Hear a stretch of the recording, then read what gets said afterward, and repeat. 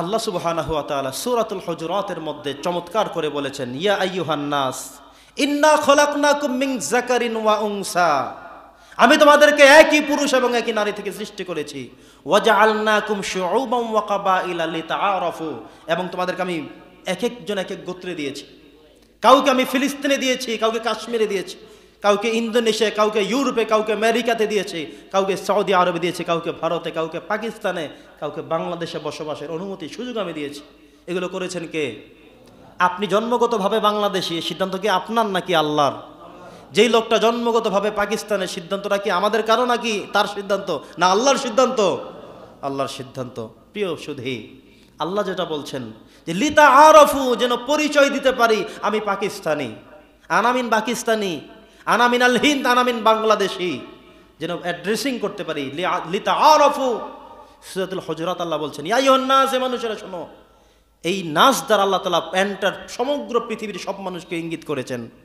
ইয়া আইয়ুহান নাস বলেছেন তিনি, অন্য আয়াতে এমনও বলেন ইয়া আইয়ুহাল্লাযীনা আমানু, ইয়া আইয়ুহাল্লাযীনা আমানুত্তাকুল্লাহ, ইমানদারের কথা বলেন, মুসলিমদের কথা বলেন, মুসলিহিনের কথা বলেন। কিন্তু এখানে আল্লাহ কোনটা বললেন? ইয়া আইয়ুহান নাস বললেন, সমস্ত মানুষের কথা বলে। এরপরে কি বললেন? ইন্না খলাকনাকুম মিন যাকারিন ওয়া উনসা, আমি তোমাদের সকলকে একটা পুরুষ মানুষ থেকে তৈরি করেছি। সেই মানুষটার নাম কি বলেন তো? হযরতে আদম। নাম কি? এবং একজন মহিলা থেকে আমাদের উৎপত্তি শুরু হলো, মহিলার নাম কি? হযরতে হাওয়া আলাইহাস সালাম। তাহলে একজন পুরুষ, একজন নারী, এই দুজন থেকে আমি তোমাদেরকে সৃষ্টি করেছি। তার মানে হলো আজকে আমরা প্রত্যেকে দেখি যে উনি আমার কেউ না, আসলে তিনি কেউ। উনি আমার কেউ না, উনি বলবে উনি আমার কিচ্ছু হয় না, এটা ঠিক না।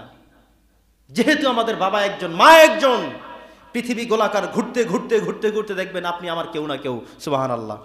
অনেক সময় আমরা একা একই থাকলে শুরু করি, ভাই বাড়ি কোথায় বলেন তো, আপনার বাবার নাম কি, ভাই কোথায় বিয়ে দিলেন, বোন কোথায় বিয়ে দিলেন, অ্যাড্রেসিং করতে করতে আই হাই আপনি তো আমার দুলাভাই, হয় কি না এমন? হাই হাই আপনি তো আমার বেই হয়ে গেছেন। কিভাবে? এইভাবে। আবার মাঝে মধ্যে বলে যে হুজুর উনি আমার দুই দিকের আত্মীয়, একদিকে বেই একদিকে তালই। এমন হয় কিনা বলেন?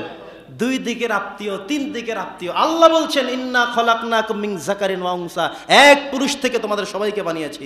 অতএব আপনি ঘুরে দেখেন, উনি আপনার কেউ না, উনি আপনার কেউ না, কিন্তু সবাই সবার কেউ। কারণ আমাদের বাবা যে একজন।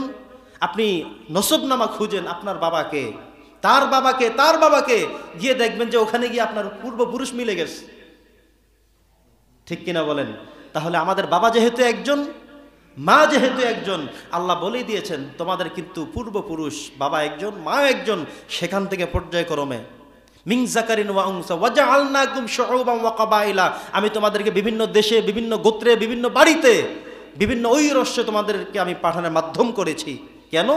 লিতাআরাফু, যেন পরিচয় করতে পারো যে ভাই আমি তো এই হাওলাদার বাড়ি, আমি তো জমিদার বাড়ি, আমি তো ব্যাপারী বাড়ি। ঠিক কিনা বলেন? তার মানে কি অ্যাড্রেসিং করার জন্য, আমি তো বাংলাদেশি, আমি তো পাকিস্তানি, আমি তো ভারতী, আমি তো ইংল্যান্ডে, আমার তো বাড়ি সৌদি আরব, আমার বাড়ি মক্কা, আমার বাড়ি মদিনা। সুবহানাল্লাহ পড়েন।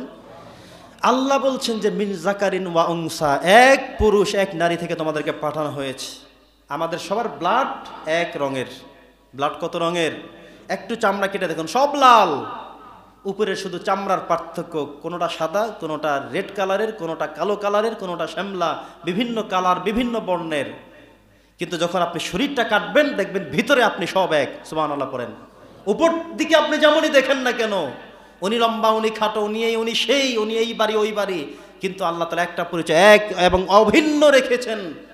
সেটা হলো যে তোমাদের প্রত্যেকের ব্লাড, রক্ত লাল করে রেখেছি। পৃথিবীর সব মানুষের ব্লাডের একই সিস্টেম। সুবহানাল্লাহ।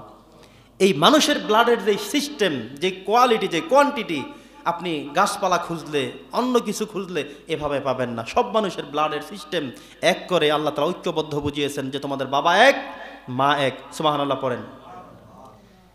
সম্মানিত সুধী, নবী করিম সাল্লাল্লাহু আলাইহি সাল্লাম মুসলমানদের যে চমৎকার পরিচয়টা বলেছেন,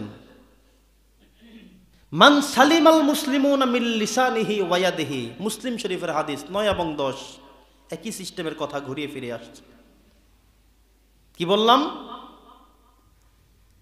যে ব্যক্তি কোন মুসলমানের হাত এবং জবান থেকে নিরাপদে থাকতে পারে সে হলো প্রকৃত মুসলিম। সুবহানাল্লাহ।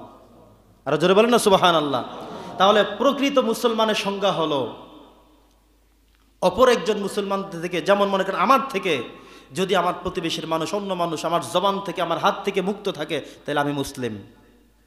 আপনার থেকে যদি অন্য কোনো মুসলমান নিরাপত্তা পায়, শান্তি পায়, কষ্ট না পায়, কথার আঘাত না পায়, হাতের আঘাত না পায়, তাহলে আপনাকে মুসলিম বলা হয়েছে। কিন্তু এমন মানুষকে মুসলিম বলা হয়নি যার জবান দিয়ে শুধু বাকবিতণ্ডা, হিংসাত্মক কথা, ধ্বংসাত্মক কথা, গালিগালাজ ছাড়া কোনো কথা বলতে পারে না, হাত দিয়ে আঘাত করা ছাড়া কোনো কথা বলতে পারে না। তাকে মুসলিম হিসেবে অ্যাড্রেসিং আল্লাহ রাসূল করেননি। সুবহানাল্লাহ, নাউজুবিল্লাহ, কোনটা? তাহলে আমরা কি করব? মানুষকে কষ্ট দেব? জবানে বলেন, কষ্ট দেব? মান সালিমাল মুসলিমুনা মিন লিসানিহি ওয়া ইয়াদিহি, মানুষের হাত এবং জবান থেকে যিনি নিরাপদ পায় সেই হলো আসল মুসলিম। তাহলে আমরা চাইবো আমাদের হাত থেকে, আমাদের জবান থেকে যেন অন্য সব মানুষ নিরাপদ পায়। মনে থাকবে ইনশাআল্লাহ। মাঝে মধ্যে আমরা এমন করি, আরেকজন মুসলিম যদি ঝগড়া বেজে যায়, মারামারি শুরু করে, আমরা মজা নিতে থাকি, হাসতে থাকি। আবার মাঝে মধ্যে এমন বলেও ফেলি, হাত থাকতে মুখে এত কথা কেন? বলে না, উনি চায় যে আরেকটু বাজুক, উনি এখানে বসে বসে মজা নিচ্ছে যে ভালোই তো, লাগো লাগো, আবার বলতেছে যে হাত থাকতে মুখে কি? তার মানে উনি চায় যে একটু মারামারিও করুক, রক্তাক্ত হোক। এটা কি মুসলমানের বৈশিষ্ট্য হলো? হাদিসের আলোকে হলো? বরং যখনই বাক বিতণ্ডা শুরু হয়ে গেল, তখন আপনি মাঝখানে প্রতিবন্ধক হয়ে দাঁড়িয়ে যান। ভাই কি হয়েছে আমাকে বলেন, মিট করে দেই, 2 মিনিট সময় দেন, 5 মিনিট সময় দেন, একটু ফারেক থাকেন না, মীমাংসা করে দেন। এটা যে কত সওয়াব! এই একটা সলিউশনের বিনিময়ে আল্লাহ তাআলা আপনাকে জান্নাতের মেহমান বানিয়ে দিতে পারেন। সুবহানাল্লাহ।